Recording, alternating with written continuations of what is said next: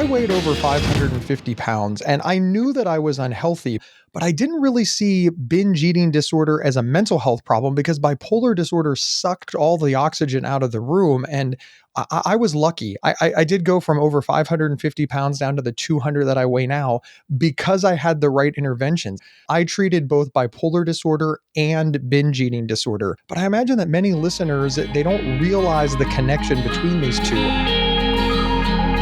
You're listening to Inside Bipolar, a Healthline Media podcast, where we tackle bipolar disorder using real-world examples and the latest research. Hey, everybody, and welcome to the podcast. My name is Gabe Howard, and I live with bipolar disorder. And I'm Dr. Nicole Washington, a board-certified psychiatrist. And we continue to get your emails, compliments, which keep Gabe going, complaints, which we don't like so much, but do help us, but topic suggestions, which we absolutely need. Hit us up at show@psychcentral.com. That is show@psychcentral.com. Don't hesitate. Topics. Yeah, we love them.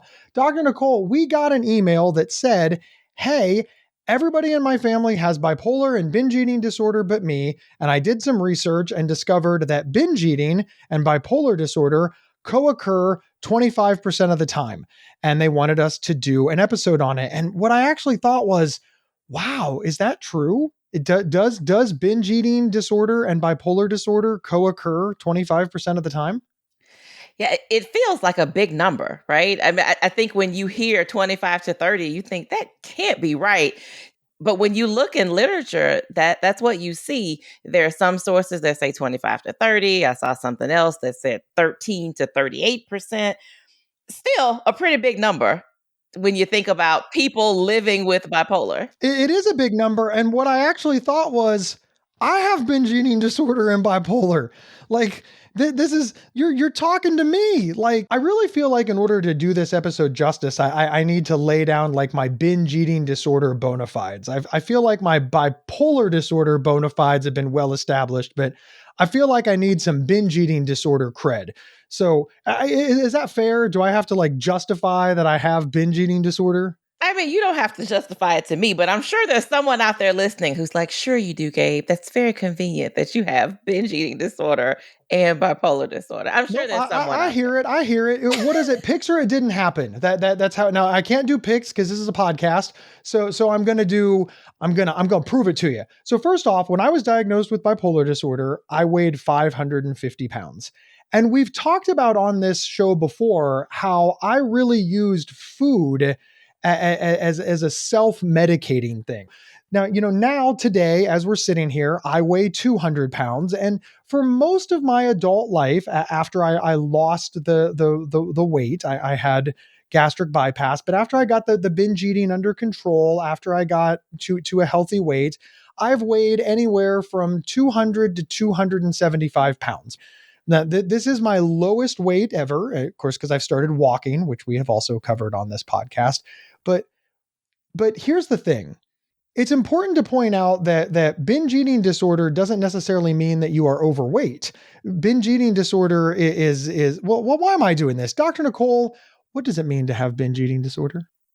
So binge eating disorder is more than just, you eat too much. I mean, I think the overall gist of it is the person is consuming a lot of food, but there are criteria. It's an actual disorder. So when we think of binge eating disorder, the first two things we're looking for is a person who is eating in a pretty distinct period of time. So let's say a 2-hour period, an amount of food that is larger than what we would expect most people to eat in that similar time frame.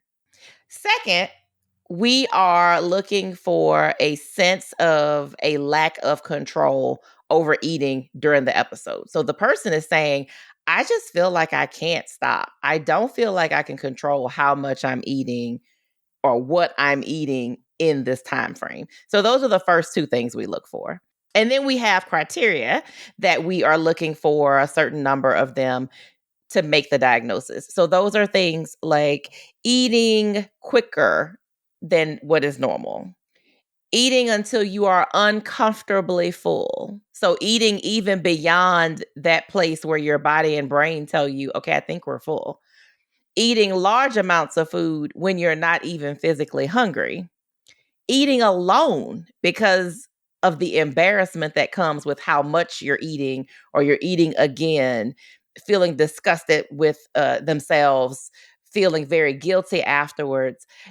And when I see people who have binge eating disorder, this is not just, oh, I ate an extra cookie, I had seconds. I mean, these are people who are eating dinners on the way home, at the drive-through, eating in the parking lot, eating at the park, and then coming home and eating dinner again with family, and then maybe getting up in the middle of the night and eating again, sneaking and eating in the car. I mean, you think of that picture we paint of someone who suffers with an alcohol addiction, and you watch the TV shows where they have the alcohol like in the back of the toilet, out in the garage where nobody knows where the bottles are hidden.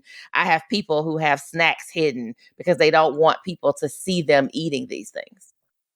When I think of my own history with binge eating disorder, there's such an evolution, right? Like Gabe Howard dealing with binge eating disorder today in 2025 is so much different than how I was dealing with binge eating disorder back in 2000, back in 2003 when I was diagnosed with bipolar disorder, back in even 2005 as I was starting to get a handle on it.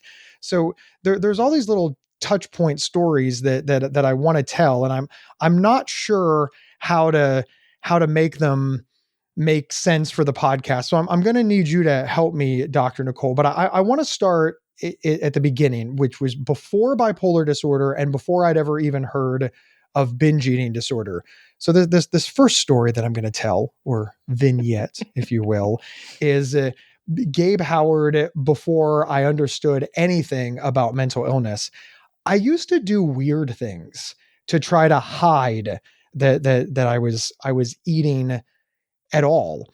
And one of the things that I would do is go through the drive-through and I would order 4 extra value meals, right? Because then I'm ordering for 4 people. I based it on the drinks, right? Like, isn't that weird? I was like, as long as I order 4 drinks, nobody will think that I'm going to eat all this food. I know that's weird, but it made me feel better. Is that, I don't know. Is that Yeah, I mean, I think that goes along with the, you doing it alone, right? You were embarrassed about ordering this much food, and somehow to curb your embarrassment, you thought, well, if I just order 4 drinks, they'll think I'm taking it home to people and it'll be fine. That was you trying to deal with the embarrassment that came from the fact that I'm getting ready to eat, these meals.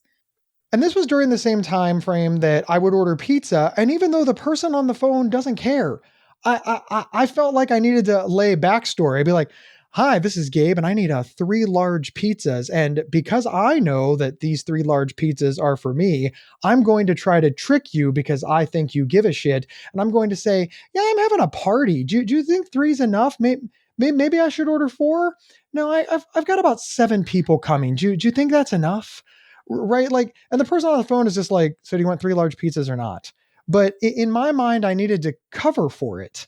This is where I was trying to hide this food. So you're saying this all tracks with binge eating disorder. It absolutely tracks, because what we also see is we see distress about the eating. And obviously you were in some level of distress, or you would not have been going through all of the hoops that you were jumping through to try to make it look like you weren't the one who was going to be eating this food.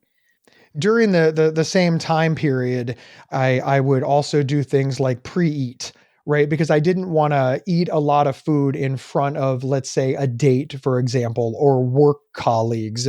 So I would pre-eat on the way to eating. I I I You would have thought that I would have realized something was wrong, but sincerely, I didn't. I just thought, oh, they're going to judge me for eating a lot, so I'm going to go ahead and eat a whole meal before I go eat a whole meal. That was sort of my attitude. Is that an uncommon thing, or no? Mm-mm. No, it's not uncommon at all. I mean, you're going through all these efforts to cover this up because it bothers you, because it's embarrassing, because you ultimately know, like, oh, I probably should not be eating 3 pizzas, but at the same time, I'm gonna do it anyway. And so I have to reconcile that within myself. it is not that most people just go, you know what? I think I have binge eating disorder. Sometimes other people have to point it out to them once they are discovered. Sometimes they learn about binge eating disorder by listening to a podcast or reading an article and they go, oh my gosh, I think I might have that. And binge eating disorder is one of those disorders that we just don't hear a lot about. So we just don't know a lot about it. One of the things that surprises people is that within the criteria, it's not like we're saying you have to have these binges every day. The criteria says you're having at least one a week for a period of 3 months. So that could be every day. There are some people who are binging every day. There are some people who binge multiple times a day. There are some people who may only have a couple days a week that they binge. So it is a disorder that I think we just don't hear about. So we don't know enough about, and we jump to a lot of conclusions until someone gives them an aha moment. And I think you're probably giving someone their aha moment, like right now. Somebody's listening and saying, holy crap, I think I have binge eating disorder. And they didn't even know. Now, obviously, this podcast is called Inside Bipolar, not Inside Binge Eating Disorder. So I'm feeling this desire to like segue into. So how does binge eating disorder intersect with bipolar disorder? Like, what does that look like? Well, I mean, it's not always easy to tease out. I think we have to start with, when are you experiencing these binges?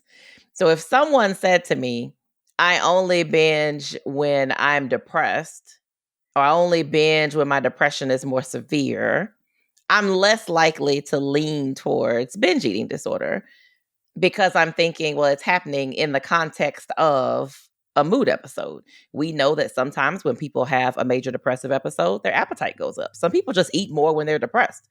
And they definitely may find themselves eating things that they wouldn't normally eat, more carby things, more sweets, more snacks. So if it's happening only during that, I'm going to address the depression, because that's what's going to help us with the binge eating, I guess. So in that case, I would consider binge eating to be more of a symptom, maybe, of your depression episode than an actual disorder. Maybe you say, hey, I'm the kind of person that when I'm manic, I feel so good and I'm like going out to restaurants and I'm trying all the things and eating too much food at a restaurant because I'm all grandiose and like, I'm not going to gain weight because I can eat whatever I want. I can eat 10,000 calories. I'm not going to gain weight. If it only happens in the context of mania, I'm going to focus on your mania. I'm not going to focus on the binge eating disorder. But if you come to me and you say, hey, Dr. Nicole, I'm stable, stone cold stable. My mood is normal. I haven't had a mood episode in a year, but I am really struggling with my eating. I've gained weight. I'm not happy with the way I've been behaving in that area of my life. I think there's a problem. That would be a more reasonable time for me to say, okay, well, what is really going on? But in the context of a bipolar mood episode, whether it's mania, hypomania, major depressive episode, I'm probably not going to diagnose you with binge eating disorder during one of those episodes. I have no idea why my psychiatrist diagnosed me with both binge eating disorder and bipolar disorder. It's sort of a little bit lost to history in my own mind. But I can tell you, doing things like hiding the amount of food that I was eating is gotta be indicative of a problem. I mean, I'm we're on a pizza delivery kick. So I used to pretend that I was having a party. I'd be all alone in my apartment. And while I was ordering the pizza, I would be like, hang on, somebody's asking me a question. I would put music on.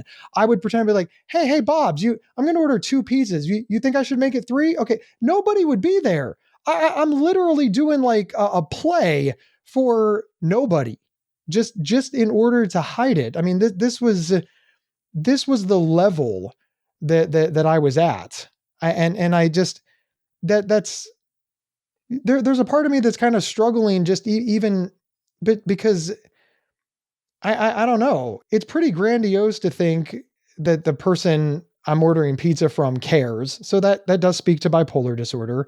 But I know a lot of people just have a lot of shame surrounding their bodies and their weight and how much food they're eating. And that's not bipolar disorder. So I don't know. Some of this is just a consequence of living in the society we live in. If you're an overweight person and you're, at a buffet and you feel self-conscious about going to get seconds because somebody's going to be looking at you like, why are they eating again? Or somebody's going to say something or think something. A lot of my patients who struggle with weight or who are overweight deal with that shame, because it really is only in recent years that I think we have started to embrace this whole healthy at every size, or you can be healthy at every size, you can be beautiful at every size. We're just starting to see in recent years people embracing their bodies. I think things are changing, but what you describe is very common because the world has not been kind to people who are overweight. Right? I've always struggled with my weight. So Gabe Howard kind of loves this, but forget about that for a moment. I'm thinking of all the people who I talk to with bipolar disorder who take those first psychiatric medications, and the mania goes down, the psychosis goes down, the depression lifts. This medication is improving their mental health so much, and they recognize that, but they gain weight. And they're just like, I don't know. And they really see it as a almost like a Sophie's choice. Like, do I choose my mental health or my physical health? And they're just not doing well having to choose between these two things. And I'm hoping that the rise of body positivity, they're like, yeah, I'm a little heavier. I look a little different in the mirror. I've got a little jiggle where I didn't used to have a little jiggle. But man, I'm happy to be alive. And yeah, I can wear whatever I want because confidence is sexy. I love this, that it's getting out there. I really do. But that also makes me ask this next question, like to you, Dr. Nicole. Binge eating disorder seems to be rapidly eating food and it's not tied to weight, but it seems like people with binge eating disorder diagnoses are always overweight. So make that make sense. I think the majority of them are. And obviously, the more episodes they're having a week, when we categorize binge eating disorder severity, it's based on number of episodes per week. So mild, 1 to 3 episodes a week; moderate, 4 to 7 episodes a week; severe, 8 to 13 episodes a week; extreme, 14 or more episodes a week. So I think it makes sense that if you're on the severe, the extreme, if you're consuming a massive amount of calories in a short period of time, that many times a week, it would be very difficult for you not to gain weight. You can't out exercise a diet like that. You can't out work it out. So maybe if you're somebody who, I only have 1 episode a week, 2 episodes a week, a few episodes a week, my binge eating disorder is milder, maybe I won't see as much of the weight gain. So maybe I won't see weight gain because it's 1 or 2, 3 episodes a week.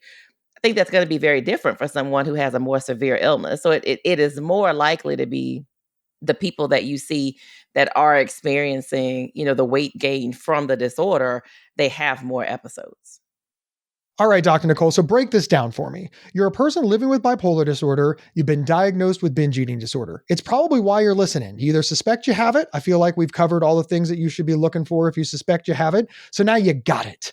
It's done. You live with bipolar disorder. You have binge eating disorder. Now what? Well, what do? With the bipolar disorder, there's like medication, there's therapy, there's support group. What's it look like over on the binge eating disorder side?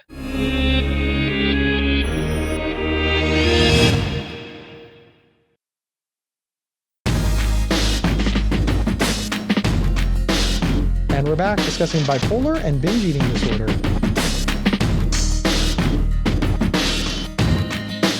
There's therapy, there's medication, there's support groups. Come on, Gabe, you know the answer. Is there It's always medication? for every mental health disorder, the treatments are essentially the same. I mean, yes, there are some that we don't have medications for, but largely we're talking finding support. There are support groups for people who have binge eating disorder. Absolutely great to be a part of those communities because who better understands that shame and guilt and just living with that and your struggle other than somebody who's been there. Absolutely. Therapy to help you manage those cravings, those urges. There is a lot of thought that binge eating disorder in the brain is a very similar setup to the addiction process that we see with substances. So definitely therapy is something that can help. There are medications, but this is where it gets a little tricky. Oh, it's So about to get tricky. You hear that? You hear that? yeah, that's where This it is gets. doctor for you got to do some work. I can tell. I don't even know what she's gonna say. I swear this is not a setup. But she's about to tell you that you have to take responsibility and do some work. You watch. You watch. It's coming. No. This tricky is more like there is a treatment, but it may interfere with your bipolar disorder. I didn't even think about that one. This is much worse. Yes. This is worse tricky. This is not just me telling you have to put some hard work in, because it will be hard work. I mean, it just will be. This is me saying that I don't know if we're going to be able to go here. So when a person is sitting in front of me and they have a history of bipolar disorder and we start talking and we've been seeing each other and they're stable and we together come to the conclusion that they have binge eating disorder, then they get my, this is a little tricky voice. And we start talking about what treatment options are available. So the medication that is FDA approved for binge eating disorder is a stimulant. And so stimulants have the ability to destabilize your mood if you have bipolar disorder. So there's the tricky part. That is the tricky part. The treatment for the one disorder you have could destabilize the other disorder that you have. I can only imagine having to make that decision. And obviously everybody's mileage may vary, and you need to work with your Dr. Nicole and your treatment team to make sure that you're making the right decisions. I don't want people to be afraid to try things that can make their lives better, but I do want people to go into it with their eyes open. All that said, I want to talk about therapy and support groups for the treatment of binge eating disorder, because that's what helped me. And that is my lived experience. I don't know that there was a medication really approved for binge eating disorder 20 some years ago when I was diagnosed. And if there was, it wasn't offered to me, maybe because I wasn't stable with bipolar disorder yet. So I also want to point out that the more stable I became with bipolar disorder, the easier binge eating disorder was to manage. I binged a lot less and had much less of a visceral reaction to the desire to do so once I became more stable. So I don't know. It's hard to go back that many decades in the past. That many decades. But I loved therapy and I love support groups. I gotta tell you, I don't want people to throw that away. Like, oh, my choice is to take this medication or nothing. No, I found such great help in therapy and support groups for binge eating disorder. Yeah. The reason that you were not offered this 20 years ago is because it was just 10 years ago that we had an FDA approved medication for binge eating disorder. Well, there you go. That answers that. It was not an option back then. So it wasn't something that would be offered to you. Something else you said kind of reminds me of when people get upset with me. People get really mad when they feel like I'm not taking their binge eating disorder seriously, or whatever their secondary disorder is. And I say secondary because bipolar disorder is so huge and affects so many things and can be so disruptive. The way I tend to view, and I do understand that the way I view it is not always the way it feels to the person who's sitting in front of me, the patient.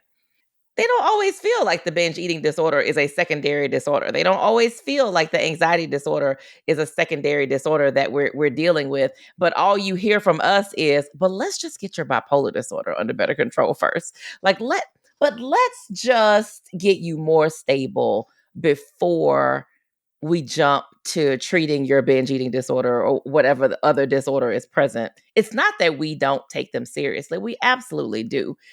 I think we just have a very healthy respect for how delicate bipolar disorder can be. And remember, delicate like a bomb, not delicate like a flower.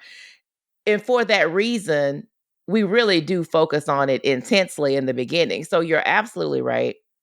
A person who is not that stable, hasn't had that much stability under their belt, still having episodes frequently, that is probably not the person that I'm going to jump to say, hey, let's use this stimulant to treat your binge eating disorder. But if you're somebody who hasn't had an episode in years, you're very stable, and after we have a conversation together and we decide, you know what, I think it's worth it for us to give it a try, and we both talk about it and we feel good about it, that's a whole different story. But yes, more stability, the better. And it's not that we don't care about your binge eating disorder and how distressing it is. It's just that we have a very healthy, almost fear of your bipolar disorder, to the point that we don't want to disrupt that apple cart. Because if I disrupt your binge eating disorder, yes, you're going to eat more. You are going to feel guilty about yourself. Yes, those things are going to happen. But if I do something really big and I totally disrupt your mood, I'm looking at bad juju. I'm looking at, are you going to lose your job? Are you going to do something reckless? Are you going to end up in the hospital? Are you going to end up in jail? Like, the consequences of the bipolar disorder being unstable are so great. We just have such a concern for that. That's why I think it often feels like we're poo-pooing what else is present. I want to essentially say the exact same thing, except from a different vantage point. I'm, your mileage may vary, and I'm speaking in my own life, but I am really sincere when I say that when my bipolar disorder was out of control, my binge eating disorder was out of control. And when my bipolar disorder was in control, binge eating disorder became very manageable. I used food to self-medicate. So I binged for everything. It was part of my habit, part of my routine. I couldn't control it. As I started to learn how to control bipolar disorder, as I learned how to control and with use of medication and therapy and support groups and experience and coping skills, when I started to gain more control of my life, binge eating disorder came along with it. So I didn't know it at the time, but by paying attention to bipolar disorder and by treating bipolar disorder and by attacking bipolar disorder, I was also treating binge eating disorder. But where I also want to say something different is, sometimes people think that binge eating disorder is more serious because, well, let's face it, we look bad. I want to rip the Band-Aid off and say it. I was looking in the mirror and I was like, look, nobody is going to have sex with me. Nobody is going to date me. Nobody is going to love me. I am ugly. I can't walk up a flight of stairs. I can't fit in movie theater seats. I can't sit in booths in restaurants. I don't care about bipolar disorder because I'm not going to be able to have sex. And that's as plain as I can make it. So if a doctor would have told me, I want to treat your bipolar disorder first, I would have been like, no, the thing that is keeping me from finding meaningful love, relationships, and getting laid is the binge eating disorder. Secondary, my butt. And that's how I would have felt about it. So I know that's a lot to unpack, but I felt like we sort of need to explain that. I mean, if you look bad and feel bad, it's and you think that it's tied to your weight or your clothing or your ability to date or have sex. I don't know. That's going to be a hard sell. I mean, I guess it's a hard sell, but I would come back and say, and how likely are you to have sex and keep a job and have a great quality of life when you're manic as all get out and doing stuff that nobody wants to sleep with you anyway? Right. Or you're so depressed you can't get out of bed and can't bathe and can't shower. Nobody's going to want to have sex with you then either. So I think it just can't be that we have to do one or the other. Sometimes we just have to be patient. And I do know I'm asking the person who's feeling crappy to be patient. And I know that's frustrating, but you're right. People do tend to think like, but you don't understand how terrible this binge eating disorder is for my life. And I just have to say, but I do understand how terrible the bipolar disorder was for your life. You've been in the hospital, you've been arrested, the police been called on you, you got protective orders, like all these things are happening. You lost a job. Those things are also not great. You're fighting with your family. Yeah. You can't keep friends. You're letting people down. Those things are not great. No, I get it. But let's talk about something else, right? With binge eating disorder, you got a number on a scale. It really does reduce down to that for so many people. And if it's not a number on a scale, it's the amount of food I ate yesterday. How many calories did I consume yesterday? I ate 5 meals yesterday. I ate until I got sick, right? It's very quantifiable, right? So wellness with binge eating disorder is the number on the scale. It's the size of your clothing. It's the number of times you went to the refrigerator or what you ate. Wellness with bipolar disorder is this nebulous concept. You can't step on a scale. You can't buy clothes. You can't. It's, do you feel good? I think so. Yeah, but your thoughts lie. I want to say that to everybody who's, like, look, I want to tackle binge eating disorder because I know how much I eat and I know how much I weigh, so I will know if I'm getting better. Yeah, bipolar disorder is harder, but I think you're doing that tail wags the dog thing if you ignore bipolar disorder in favor of binge eating disorder. Treating bipolar disorder is impacting binge eating disorder. But again, I understand why it's such a hard sell. I can't put you on a scale and show you that bipolar disorder is improving. I wish you could. Yeah, I mean, I wish I could too. It would make my life a whole lot easier if that were the case, but it is not. So we move forward with our battles that we have in sessions because, people feel like they're being slighted. And I get that, but I do just hope that anybody listening will take this to heart. It is not that we don't care about those other disorders. It's just that we have a very, very healthy respect and fear for your bipolar disorder. It seems counterintuitive, but it's not. And the reason that I hit this so hard, Dr. Nicole, is because I am truly worried that people hear, well, they're trying to convince me not to worry about this illness in favor of another illness. And I don't want people to hear that. And I understand why they do. It is especially, I remember standing up and being out of breath. I remember being afraid to go places because they didn't have chairs big enough for me. There were whole restaurants I couldn't eat at because all they had were booths. There were movie theaters I couldn't go to because the armrests didn't lift up. I had to get the seatbelt extender on an airplane. Right? You know how embarrassing it is to ask, especially, as a young guy. I was 28 years old, and I swear whenever I flew, because I always had to ask them, like, hey, can I have the flight? Oh, I'll get it for you. Hey, does anybody have a seatbelt extender for the fat ass in row 3? Nobody ever said that, but that's what I heard. So I get it. I want people to know that I see you and I hear you. We see you and we hear you, but we're not lying. But I know it's sort of like you have to tell people you're rich, you're not. We're kind of protesting a lot for people who are being sincere. But I don't know. I know myself, and I wouldn't have believed this podcast, and I'm not sure what to say about that. And I feel a little bad that Gabe thinks Gabe is a liar. It's a triage. It's a triage for us. Which one of these two disorders is likely to cause you the most damage in a very short period of time? And that is the bipolar disorder. That's where the most damage can occur. And you're right, it may not be, I can count to the number on the scale and I can show you how it's increased and I can graph it and I can show you what my numbers look like. It may not be that, but when we put pen to paper, and I have put pen to paper with people and made 2 columns, like, these are the things that binge eating disorder has done, can do in the near future. These are the things that my poorly controlled bipolar disorder has done, can do in the future. And I have yet to have somebody walk away from that list saying, oh no, but I really want you to focus on my binge eating disorder. So I do think it's valuable to really think about it in those terms.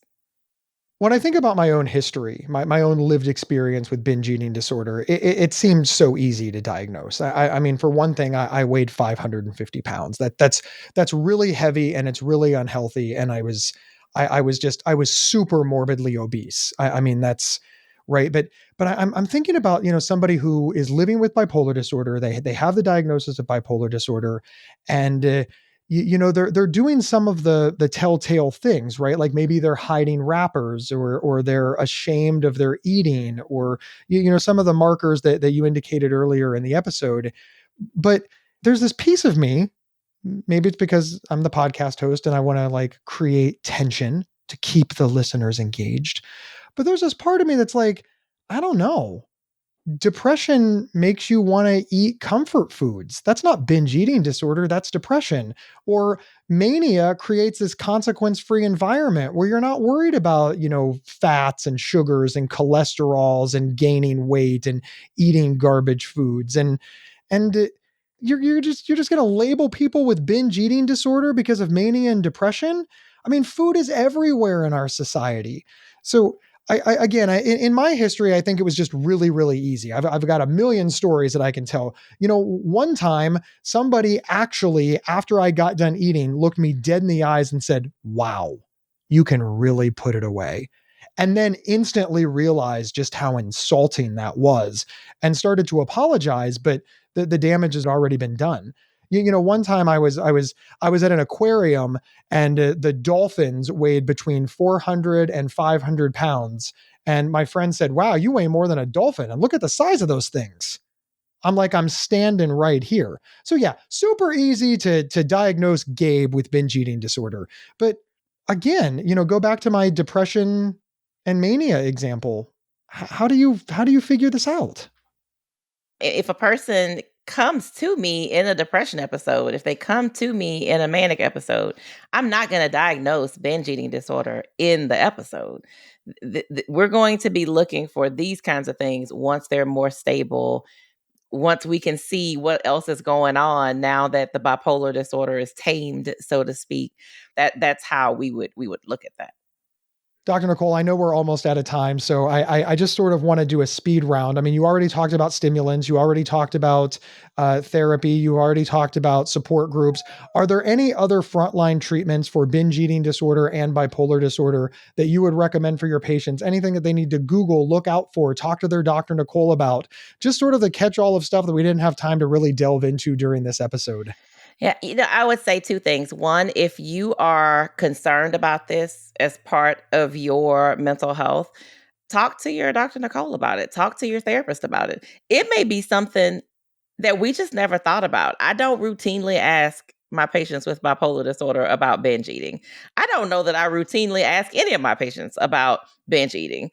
I could very well be missing binge eating disorder in people. So if you are concerned about it, bring it up. The second thing I would say is if you do end up with a binge eating disorder diagnosis, I would recommend you put forth the effort to find a therapist who works with people with eating disorders. Working with patients who have eating disorders, the relationships around food is very different than a lot of other disorders. And so I would just recommend you find somebody who has experience in that space. All right, everybody, thank you so much for tuning in. We need some favors. First, wherever you downloaded this podcast, please follow or subscribe to the show. It is absolutely free and you don't want to miss a thing. And next, do us a big favor. We don't have money for advertising. We need you to spread the word about the show. We're just a little bipolar podcast. We need your help. Share your favorite episodes on social media. Bring us up in a support group. Share us around the dinner table with friends and family. Send a text message. Do whatever you need to do because sharing the show with the people you know is how we're going to grow. My name is Gabe Howard, and I'm an award-winning public speaker who could be available for your next event, and I would love to show up and give a speech. I also wrote a book. It's called Mental Illness is an Asshole and Other Observations. Now, you can get it on Amazon or wherever they sell books, but you don't want to get it there. You want to get it directly from me so that I can sign it and send you some free stickers, and you can do that by visiting my website, which is gabehoward.com. And I'm Dr. Nicole Washington. You can find me on all social media platforms at Dr. Nicole Psych or on my website, drnicolepsych.com. And we will see everybody next time on the Inside Bipolar podcast. You've been listening to Inside Bipolar from Healthline Media and PsychCentral.com. Have feedback for the show? Email us at show@psychcentral.com. Previous episodes can be found at psychcentral.com/IBP or on your favorite podcast player. Thank you for listening.